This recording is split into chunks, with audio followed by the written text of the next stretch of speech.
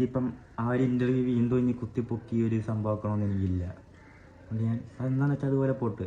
കഴിഞ്ഞ ദിവസം കൊല്ലം സുധിയുടെ രണ്ടാം ഭാര്യ താനാണെന്ന് അവകാശപ്പെട്ട് കലാരംഗത്ത് പ്രവർത്തിക്കുന്ന ഒരു സ്ത്രീയുടെ വോയിസ് പുറത്തു വന്നത് വലിയ രീതിയിൽ ചർച്ചയായിരുന്നു.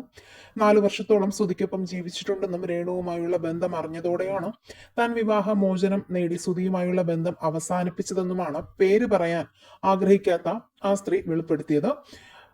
മറ്റ് സുധിയെക്കുറിച്ചും രേണുവിനെ കുറിച്ചും മറ്റു കാര്യങ്ങളും ആ സ്ത്രീയുടെ വോയിസിൽ നിന്നും പുറത്തു വന്നിട്ടുണ്ട്. ഇപ്പോഴത്തെ കൊല്ലം സുധിയുടെ കഴിഞ്ഞ കാലം വീണ്ടും ചർച്ചയാകുന്ന സാഹചര്യത്തിൽ രേണു തന്നെ മാരേജ് സർട്ടിഫിക്കറ്റുമായി രംഗത്തെത്തിയിട്ടുണ്ട്.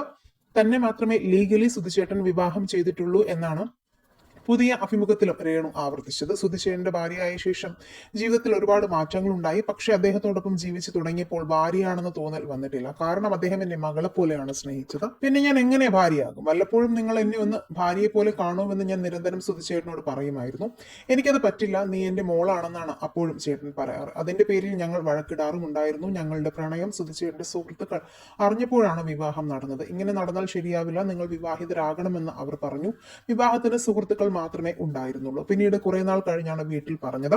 വിവാഹത്തിന് മുമ്പ് സുധിച്ചേട്ടനെയും കിച്ചുവിനെയും കാണാൻ എല്ലാ മാസവും എറണാകുളത്ത് പോകുമായിരുന്നു. ഞങ്ങൾ അവിടെ 2 ദിവസം അടിച്ചു പൊളിച്ച് തിരിച്ചു പോകും. നീ ഇല്ലാതെ പറ്റില്ല, നമുക്ക് കല്യാണം കഴിക്കാമെന്ന് ആദ്യം പറഞ്ഞത് സുധിച്ചേട്ടനാണ്. അതുപോലെ എന്റെ യഥാർത്ഥ പേര് രേഷ്മ തങ്കച്ചൻ എന്നാണ്. സ്കൂളിൽ ചേരാൻ പോയപ്പോൾ ടീച്ചറാണ് എനിക്ക് രേഷ്മ എന്ന് പേരിട്ടത്.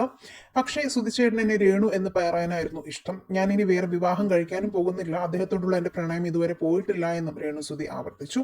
രേണു സുധിയുടെ ജീവിതത്തിലേക്ക് വരും മുമ്പ് കിച്ചുവിന്റെ അമ്മയാണ് തന്റെ ജീവിതത്തിൽ ഉണ്ടായിരുന്നതെന്നും അവർ തന്നെയും മകനെയും ഉപേക്ഷിച്ച് പോയ ശേഷം ഏറെക്കാലം ഒറ്റപ്പെട്ടാണ് താനും മോനും ജീവിച്ചതെന്നും പലയിടത്തും മരിക്കും മുൻപ് സുധി പറഞ്ഞിട്ടുമുണ്ട്.